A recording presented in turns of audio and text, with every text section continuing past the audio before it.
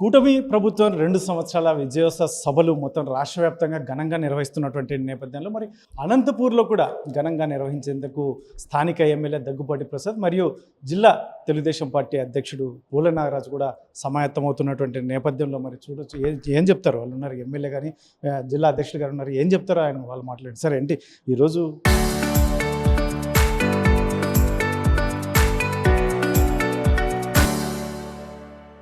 రాష్ట్ర వ్యాప్తంగా ఘనంగా నిర్వహిస్తున్నటువంటి నేపథ్యం దీన్ని ఎలా నిర్వహించబోతున్నారు అనంతపూర్లో నిర్వహించే కార్యక్రమం ఎలా ఉండబోతుంది ఈరోజు మా గౌరవ ముఖ్యమంత్రి నారా చంద్రబాబు నాయుడు గారి ఆదేశాల మేరకు అలాగే మా జాతీయ వర్కింగ్ ప్రెసిడెంట్ మా యువ నాయకుడు భవిష్యత్ నాయకుడు కాబోయే రథసారథి మా నారా లోకేష్ అన్న సూచనల మేరకు ఈ కార్యక్రమం భారీగా ఏర్పాటు చేయడం జరిగింది.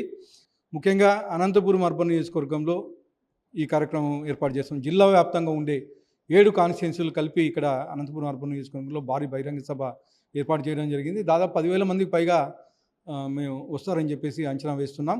ముఖ్యంగా మేము గత 2 ఏళ్లలో ధైర్యంగా మేము చేసిన కార్యక్రమాలు ప్రజలకు తీసుకెళ్తున్నాం. ఎందుకంటే గత 5 ఏళ్లలో జగన్మోహన్ రెడ్డి నరకాసుర పాలన నుంచి మాకు పరిపాలన ఇస్తే మా ముఖ్యమంత్రి అనుభవజ్ఞుడు కాబట్టి 10 లక్షల కోట్ల అప్పులు ఇచ్చినా కానీ ఈ 2 ఏళ్ల కాలంలోనే ఒక గాడి బైక్ తీసుకొచ్చి ఈరోజు మీరు చూస్తున్నారు. ఎంప్లాయీస్కి శాలరీస్ అయితే ఏమి, అలాగే పెన్షనర్స్కి పెన్షన్స్ అయితే ఏమి, అలాగే బడుగు బలహీన వర్గాల పెన్షన్స్ అయితే ఏమి ఏ రోజు 1వ తేదీ దాటనివ్వట్లేదు. అంటే ఇంత ఆర్థిక సంక్షోభం ఉన్నా కానీ, ఇంత ఆర్థిక లోటు ఉన్నా కానీ 1వ తేదీ కల్లా డబ్బులు శాలరీసు అకౌంట్లో పడే పరిస్థితి. ఇలాంటి పరిస్థితుల్లో ఇంత ఇబ్బంది ఉన్నా కానీ ఈ 22 ఏళ్ల కాలంలో దాదాపు 25 లక్షల కోట్ల రూపాయల పెట్టుబడులు తీసుకొచ్చి 20 లక్షల ఉద్యోగాలకి రూపకల్పన చేసి, అంటే మేము మేనిఫెస్టోలో 5 ఏళ్ళ కలిపి 20 లక్షల ఉద్యోగాలు ఇస్తామని చెప్పాం. కానీ 2 ఏళ్లలోనే 20 లక్షల ఉద్యోగాలు రూపకల్పన చేసి 25 లక్షల కోట్ల రూపాయలు తీసుకొచ్చి ఇండస్ట్రీస్ అవి గతంలో మేము speed of business doing of business నుంచి స్పీడ్ ఆఫ్ బిజినెస్కి తీసుకొచ్చాం. ఈరోజు అంటే ఏవైతే ఎంఓఎంలు వచ్చినాయో, ఎంఓఈలు వచ్చినాయో ఇవన్నీ గ్రౌండ్ అయ్యే విధంగా ఈరోజు చర్యలు తీసుకుంటూ నిన్నటికి నిన్న మీరు చూశారు, విశాఖపట్నంలో 150,000 కోట్ల రూపాయలతో గూగుల్ పెట్టుబడులు పెడతా ఉంటే ఆ పెట్టుబడులను వీలైనంత తొందరగా పెట్టించాలని చెప్పేసి గ్రౌండ్ చేసి ఈరోజు వర్క్ జరిగే పరిస్థితి.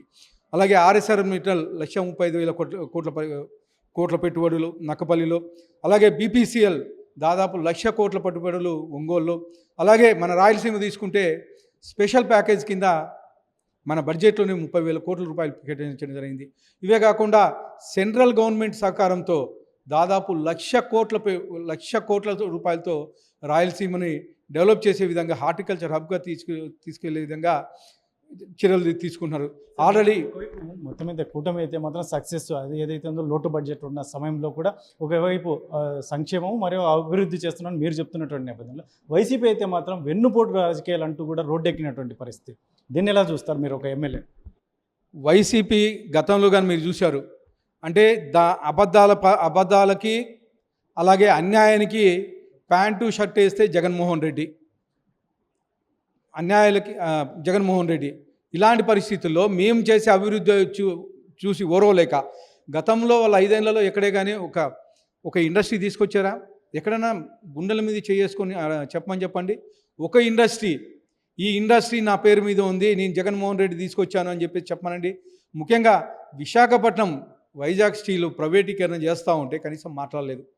కానీ మా తెలుగుదేశం ప్రభుత్వం వచ్చిన తర్వాత మా ముఖ్యమంత్రి నారా చంద్రబాబు నాయుడు గారు దాదాపు 14,000 కోట్ల రూపాయలు సెంట్రల్ గవర్నమెంట్ నుంచి తీసుకొచ్చి ఈరోజు విశాఖ స్టీల్స్ని ప్రాఫిట్లో వచ్చే విధంగా చర్యలు తీసుకున్నారు. అంటే ఇది మా నాయకత్వం, మా నాయకుడికి ఉండే లక్షణం. కానీ జగన్మోహన్ రెడ్డి గత 5 ఏళ్లలో ఇండస్ట్రీస్ కాదు కదా, ఎక్కడే కానీ కనీసం బయటికి పరదాలు కట్టుకోకుండా అలాగే చెట్లు కొట్టుకోకుండా వచ్చిన దాఖలాలు కానీ లేవు. కానీ ఈరోజు మా ముఖ్యమంత్రి నారా చంద్రబాబు నాయుడు గారి పెన్షన్స్ కానీ చిన్న మీటింగ్లు విలేజ్లో మీటింగ్ పెట్టుకుంటే మేము వద్దన్నా కానీ వేల కొద్ది జనాలు స్వచ్ఛందంగా వచ్చే పరిస్థితి. అలాంటి పరిస్థితిలో జగన్మోహన్ రెడ్డి ఖచ్చితంగా ఇదే మాట్లాడతాడు. ఎందుకంటే మా ప్రభుత్వం మీద, మా ముఖ్యమంత్రి నారా చంద్రబాబు నాయుడు గారి మీద, మా యువ నాయకుడు నారా లోకేష్ మీద ప్రజలకు నమ్మకం ఏర్పడింది. ఆ నమ్మకాన్ని ఒమ్ము చేయాలని చెప్పేసి అబద్ధాలు చెప్తా ఉంటే ఒకసారి నమ్ముతారు ప్రజలు, ప్రతిసారి నమ్మే పరిస్థితుల్లో లేరయ్యా జగన్మోహన్ రెడ్డి అని చెప్పేసి గుర్తుపెట్టుకోవాలని చెప్పేసి తెలియజేస్తా ఉన్నాను. సార్ ఏం చెప్తారు సార్ ఇప్పుడున్న సిచ్యువేషన్లో మొత్తం ఏదైతే ఉందో 7 నియోజకవర్గాల నాయకుల మధ్య సమన్వయం లేదు అనేది ఒకటి, ఈ మీటింగ్తో ఒక సమన్వయం వచ్చే అవకాశం ఉంటుందా? మీ అధ్యక్షుడిగా ఏం చెప్తారు? అందరికీ నమస్కారం. 100% అందరూ ఎమ్మెల్యేలు సమన్వయం ఉంది. తెలుగుదేశం పార్టీ అంటే ఒక క్రమశిక్షణ, ఒక బాధ్యతమైన పార్టీ. ఈ పార్టీలో ఎవరికి వ్యక్తిగత అభిప్రాయాలు ఉండాలి. చిన్న చిన్న ఏదైనా ఆలోచన ఉంటే అందరూ మాట్లాడుకుంటున్నాం, అందరూ పనిచేస్తాం. 100% 2 సంవత్సరాల మీటింగ్ సభ దిగ్విజయం అవుతుంది. ముఖ్యంగా ఇన్ఛార్జి మంత్రివర్యులు మరి ఫైనాన్స్ మినిస్టర్ ఇద్దరు కూడా మరి స్థానిక ఉన్న శాసనసభ్యులు 5-6 మంది కూడా దీన్ని భుజాన్ని వేసుకొని ఈ మీటింగ్ సక్సెస్ చేయాలని నిర్ణయం చేసినారు. అందరూ కూడా సహకరిస్తున్నారు. ఇప్పుడున్న సిచ్యువేషన్లో మీ మహిళా మంత్రులను ఒక మాజీ మంత్రి ఒక చోట, ఇక్కడ మాజీ మహిళా మంత్రి కూడా మాట్లాడినటువంటి నేపథ్యం, దీన్ని ఎలా చూస్తారు? అంటే ముందు నుంచి ఈ రాష్ట్ర ప్రజలు ఒకటి గమనిస్తున్నారు. నాయకుడు ఎలా ఉంటే భాష ఎలా ఉంటే ఆ టీంలో అలాగే ఉంటుంది.